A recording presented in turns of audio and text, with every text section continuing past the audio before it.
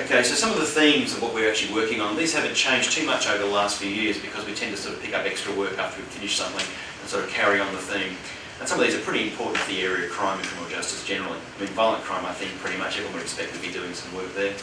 We've done a lot of work in the violent crime area. We've done child protection studies, we've looked at the National Homicide Monitoring Program, which we're running, which you'll hear a bit more about next.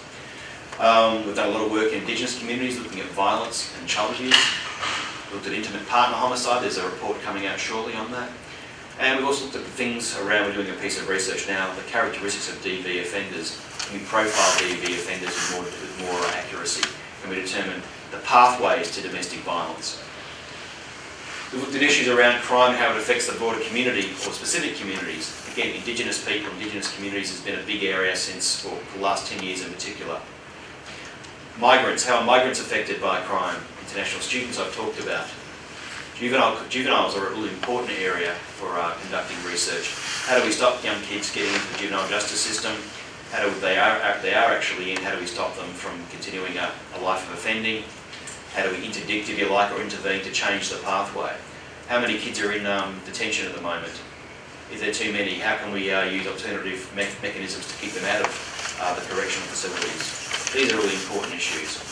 We've also started doing some work on environmental crime, some of the big issues that are going to come up over the next 20 or 30 years, including looking at emission trading schemes, illegal fishing, illegal waste dumpage, these sorts of issues. There's a good lit review came out last year, which you're welcome to get off our website. Property offences remain another area we look at, particularly at the moment armed robbery and firearms theft and firearms trafficking. And I should say we see a little MR in brackets, that means it's a monitoring report. It's one of our annual biennial collections where we actually produce a report summarising data that's known across the country. Transnational crime is becoming more and more an issue with the global world shrinking because of technology and faster travel. The Australian Crime Commission, I think, would probably indicate that the majority of the organised crime groups that affect Australia are probably located overseas and are actually based in this country. So it's a really important issue of how we deal with organised crime and how we work to combat it. We've been looking at financial crime, things like fraud, anti-money laundering, counter-terrorism financing. There's a huge number of reports coming out on that in the next 12 months. Cyber crime, we've looked at high-tech and electronic crime, looked at online grooming. Who are those who are actually using child pornography or producing child pornography? Do they go on to commit contact offences, whether it's physical contact with a child? What are the difference between those who just look at porn and those who produce it and those who go on and commit offences against a child physically? We're interested in that sort of work.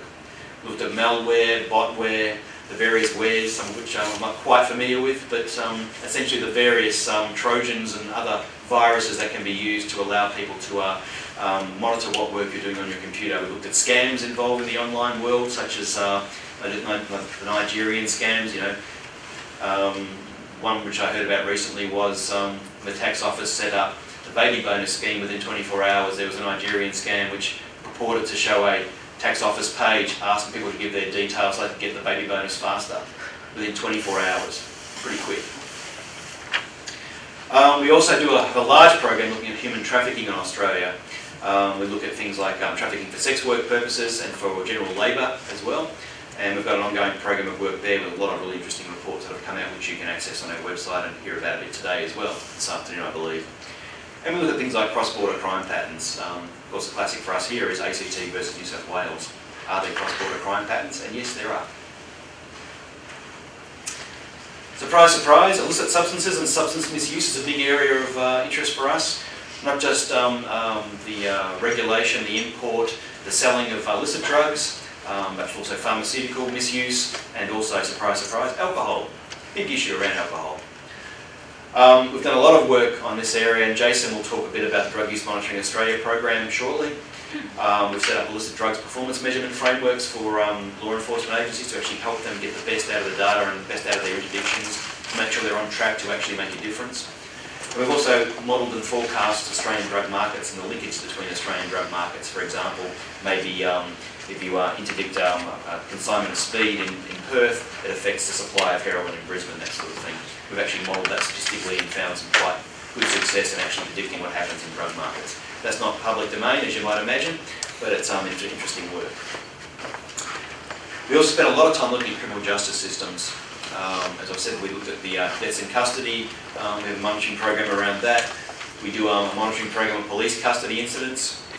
We do a lot of specialist court evaluations at the moment. I'm about to talk about one of those in a minute. So courts that are set up for to deal with drug-affected prisoners or Indigenous prisoners or young prisoners. I'll talk about one of those in a minute. We've done prisoner recidivism analyses. We try and review best practice in a range of areas, one of which was around looking at how you operate and design women's prisons. And we're also looking at things like community safety planning in the Northern Territory as part of the intervention.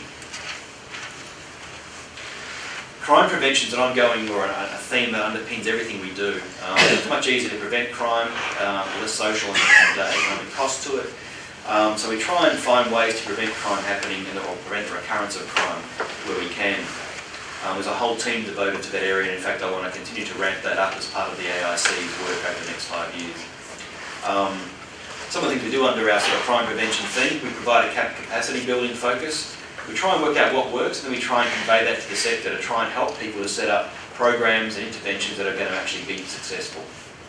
We then try and evaluate those programs to sort of show, to demonstrate they are successful and where can they be improved. That's also an important element of building the knowledge base. We've been involved in developing a national crime prevention framework to try and sort of give some sort of structure to crime prevention activity and where we might want to take it. We do a lot of work with police, surprise, surprise, and some of that's around intelligence-led policing, helping police to set up evaluations and performance measurement or continuous improvement strategies so they can monitor their work around intelligence gathering or police operations. Was it successful? Did it have the effect we thought it was going to have? How can we improve it for next time? The crime prevention sort of work is linked obviously to evaluation and to training. We actually do also provide resources for our agencies who want to get into the area. Things like how to prevent bushfire, which has become a very popular manual since the Victorian fires a couple of years ago. It's been used by a lot of fire agencies and police agencies. We've also got a report on what makes good CCTV. How can you improve the benefits you get from using CCTV? As I've indicated, performance measurement and evaluation sort of is a big thing that we focus on quite a lot. We have developed a lot of applied performance measurement frameworks for use by government agencies, particularly law enforcement. And essentially what I mean by that is, rather than us doing an academic exercise, we try and create something that they actually want to use so they can improve their own performance, whether we're involved or not. It's important that our agencies monitor what they're doing and improve over time. And we have the same issues for the ARC. We want to make sure we improve our systems over time too. We'll actually review strategic intelligence processes from time to time. That's often in confidence. You know, we wanted to interdict drugs. We wanted to change the way you use drug intelligence material. Has the new approach you suggested worked?